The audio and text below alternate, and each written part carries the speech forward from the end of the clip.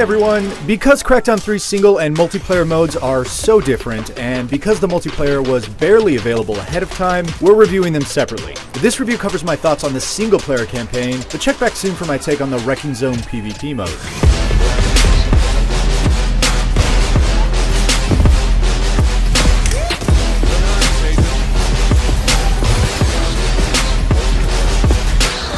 Like a B-action movie, Crackdown is solely concerned with trying to deliver a ham-fisted, high-octane, kaleidoscopically techno explosion fest. And just like all but the best B-action movies, it's not stylish or substantial enough to pull it off. Outside a few decent bosses, most of the 8 to 10 hour campaign is the same rehashed lock-on shooting gallery. There's some fun toward the end, once you're effectively a superhero and springing around the bland, lifeless world like Ang Lee's Hulk. But even in co-op, it's extremely forgettable, which is a damning thing to say about a game that tries so hard to be over the top. Crackdown 3's story is never more complex than an evil megacorp is doing some bad things that you have to stop. And the way it's conveyed through animatics and comm chatter doesn't do much to sell it. And it sucks that such an entertaining personality as Terry Crews, who's used to full effect in the opening cutscene, wearing shiny snake skin boots, is thereafter reduced to just another skin for an agent and some canned dialogue. Likewise, though the impressive futuristic skeleton of this massive vertical city sprawls in every direction, a lack of texture and environmental detail makes it seem hollow. It's also disappointing that the ability to destroy buildings you might have seen in trailers is completely absent from the single-player mode.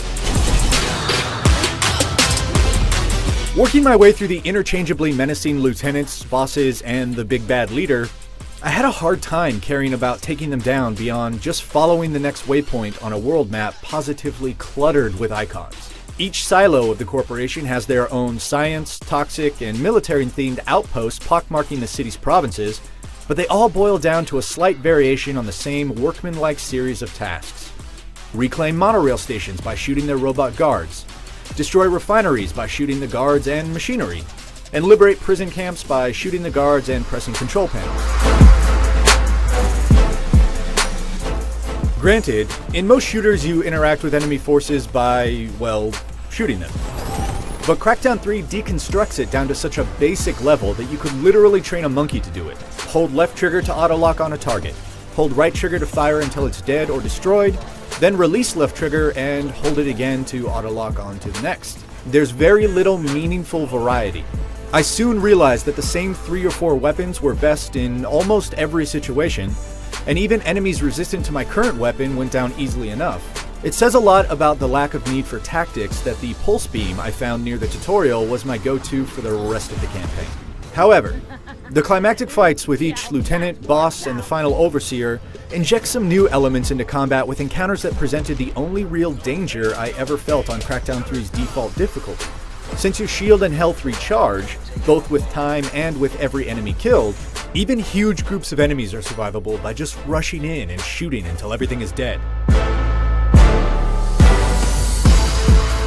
I found some enjoyment in the progression, simply because finding agility orbs is as obsessively satisfying as in any other collectathon, and gathering enough to unlock moves like the triple jump and the double air dash meant I could eventually soar between skyscrapers with satisfying impunity. That means that even though Crackdown 3 gives you the keys to a transforming vehicle, driving any of the dozen or so cars always felt like the sluggish alternative to just jump dashing or fast traveling around. And though there are stunt loops you're intended to drive through, you can easily cheese through them in co-op. On paper, Crackdown 3's single-player campaign checks all the boxes that made the original an enjoyable game.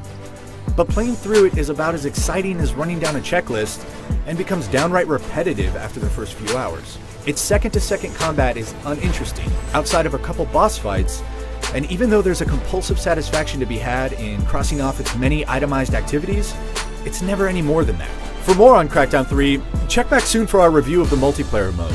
In the meantime, you can watch the first 15 minutes of the campaign and some multiplayer gameplay.